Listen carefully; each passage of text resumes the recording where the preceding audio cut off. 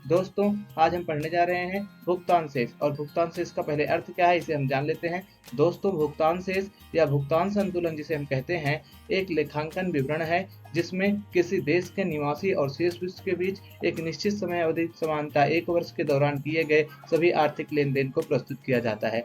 दोस्तों, balance of payment यानी कि भुगतान संतुलन है जिसे हम बीओपी बोलते हैं, उसका अर्थ यह है उस देश के निवासी और शेष विश्व के बीच में जो एक निश्चित समय अवधि यानी कि जो समानता 1 वर्ष में जो जितना भी क्या होता है लेन देन होता है आर्थिक, उसी को नोट किया जाता है। यानी कि यह एक लेखांकन विवरण है जिसमें एक देश के निवासी और शेष विश्व के बीच में हुए 1 वर्ष के दौरान की जितनी भी आर्थिक लेन देन होती है उनको क्या किया जाता है, नोट किया जाता है। अब आर्थिक लेन देन क्या होता है दोस्तों? आर्थिक लेन देन में शामिल होता है दृश्य मदे, अदृश्य मदे। यानी कि दृश्य मदे मतलब क्या होता है, जैसे गुड्स जिसे आप छू सके यानी कि सामान। और अदृश्य मदे में क्या होता है, यानी कि सेवाएं, जैसे कि जहाजरानी हो गया या अन्य प्रकार की सेवाएं होती है। और एक पक्षीय हस्तांतरण, एक पक्षीय अंतरण का मतलब क्या होता है, जैसे मान लीजिए आपको किसी ने गिफ्ट दिया तो आप गिफ्ट के बदले में उसे कुछ देंगे नहीं ना। जैसे आपका बर्थडे या कुछ है, आपको किसी ने गिफ्ट दिया, तो ये सब क्या है, सब एक पक्षीय हस्तांतरण होते हैं। यानी कि जिसके बदले आपको दोबारा भुगतान न करना पड़े उसे हम क्या बोलते हैं, एक पक्षीय हस्तांतरण बोलते हैं। और इसमें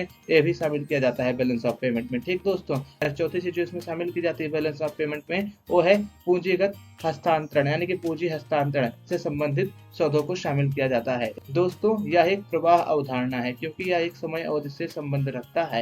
यानी कि जो बैलेंस ऑफ पेमेंट है, यह एक प्रवाह अवधारणा है। प्रवाह अवधारणा को इंग्लिश में क्या बोलते हैं, फ्लो कॉन्सेप्ट। क्यों फ्लो कॉन्सेप्ट है यह? क्योंकि यह एक समय अवधि से संबंधित है। जैसा कि हम सभी जानते हैं ना, चीजें जिन्हें एक समय के बीच में नापा जाता है उन्हें क्या कहते हैं, हम प्रवाह कहते हैं। तो ऐसे ही क्या है, बैलेंस ऑफ पेमेंट एक समय अवधि के बीच में नापा जाता है ना, एक समानता 1 वर्ष के बीच में ना, इसीलिए जो बैलेंस ऑफ पेमेंट है वो भी क्या है, एक प्रवाह अवधारणा है।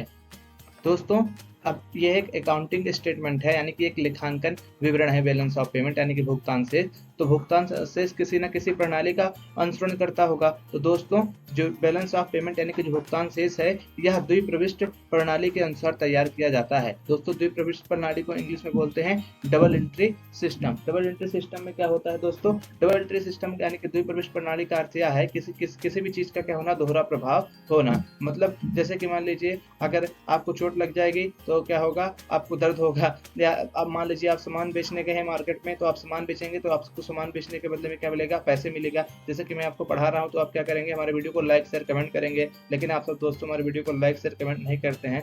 दोस्तों, मैं इतनी मेहनत से आप सभी को पढ़ाता हूँ, तो दोस्तों प्लीज अगर आपको समझ में आ रहा है तो प्लीज हमारे चैनल को सब्सक्राइब करिए। दोस्तों, अगर आप अर्थशास्त्र से संबंधित अन्य वीडियो देखना चाहते हैं तो आप हमारे चैनल पर जा सकते हैं, पूरी प्लेलिस्ट बना दी गई है।